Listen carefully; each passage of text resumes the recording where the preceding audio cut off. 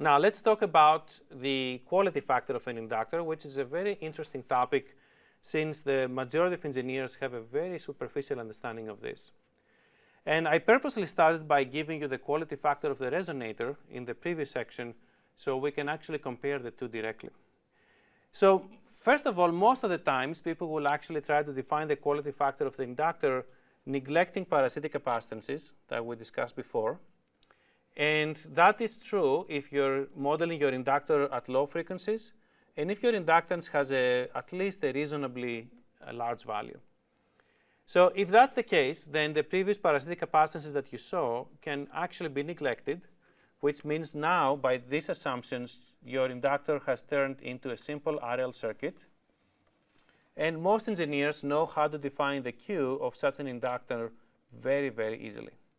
The Q of this is actually defined by calculating the magnetic energy you're storing, dividing that by the power you're losing. And then there is this very famous equation that the Q is equal to omega Ls by Rs. In fact, if you ask almost any RF engineer, tell me the Q of the inductor, just give me one answer, that's the answer they will give you, omega L by R. And that makes physical sense in the sense that if I basically change my resistance and I make my resistance I reduce, let's say, my resistance by a factor of 2, perhaps by building a thicker metal, then it makes sense that my Q should actually increase by another factor of 2.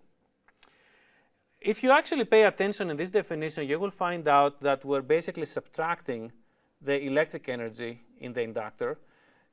In this simple model here, clearly there is no electric energy stored anywhere. But if you were to take a more complicated model, most people will subtract the electric energy because they don't consider the inductance as a device that should be storing electric energy. Any electric energy will actually go to parasitics, and so in that Q definition, that actually will be subtracted. But then the question is that some other people will actually say, no, I'm going to define the Q of the inductor exactly the same way as I had defined the Q for a resonator. So they will basically take the magnetic energy, add the electric energy, and essentially define a different Q.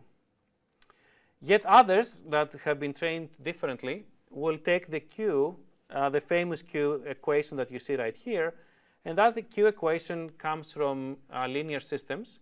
Essentially, it's defined around the resonance frequency of a resonant system, and it's looking at how the phase is changing around resonance, and that's a third definition for Q. And that's where the complexity happens, because the vast majority of papers that are published out there will not necessarily tell you which Q definition they have used. So the hunting begins, trying to understand what is going on. First of all, before we dig a little bit deeper to understand what's happening here, again, this is by far the most popular one. So in the absence of any other information, most people will use this conventional Q. But let's first of all compare the Qs to see essentially what results are we getting. First of all, the Qs that I have here in those green boxes, they're basically the same as long as we're talking about a second order system. So for right now, for our discussion, let's assume that they are basically the same, so I don't differentiate between them. So how do we calculate them? These Qs are based on a resonant definition. So they're basically based on the definition of taking an inductor, putting some type of a fictitious capacitance, which I will call here ideal, and calculating this LC Q at resonance. And because this C is ideal, any Q that I will get out of that system will only be the Q of the inductor. So let me see this again. These last two Qs are based on the idea that I have a resonator. Here you can see that explicitly. There is some type of resonance. So the way I calculate this is by sticking an ideal capacitance in my mathematical model in parallel to my inductor, and I scan this capacitance to change my resonance frequency. For any given resonant frequency I want, I can basically calculate the Q using these equations. And because this is a numerical capacitor, is ideal, any Q I get is really the Q of the inductor. So let's see the results here. Here's the inductance example I was using before. It's basically a 5 nanohenry inductor with a series resistance of 6.3 ohms. And here's basically the ideal capacitance that I'm using there to scan. And on the right-hand side, you can see the conventional calculated Q. By conventional, this is the omega Ls by Rs. And this is the resonance method Q that you see up here. Now, as you might expect, at low frequencies, the Qs are roughly the same. And that is true because in both cases, I'm away from the resonance, which is right here. And this is a low frequency approximation anyways, so it makes sense that the Qs are the same. But beyond that, they deviate, and they deviate significantly. The most important deviation actually happens right here at self-resonance. So, and they give you two totally different messages, and that's where the confusion actually begins. The conventional calculated Q gives you the signal that at self-resonance, the Q of the inductor is actually 0,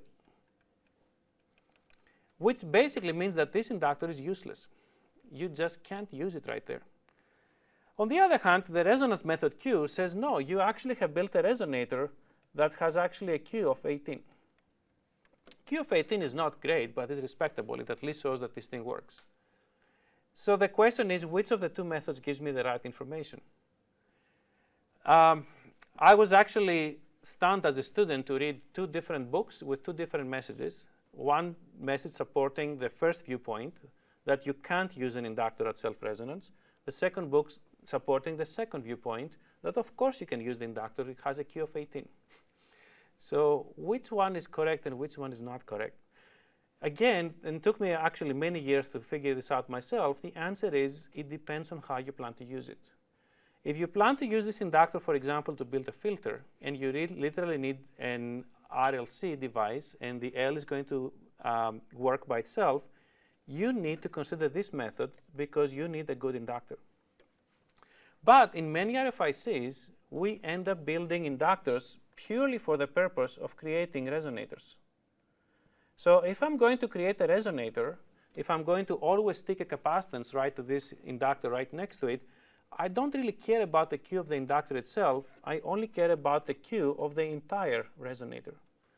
And because of that, I might as well use the resonant method, because this Q, it gives me absolutely no useful information of what I will see in real life when I basically utilize the inductor.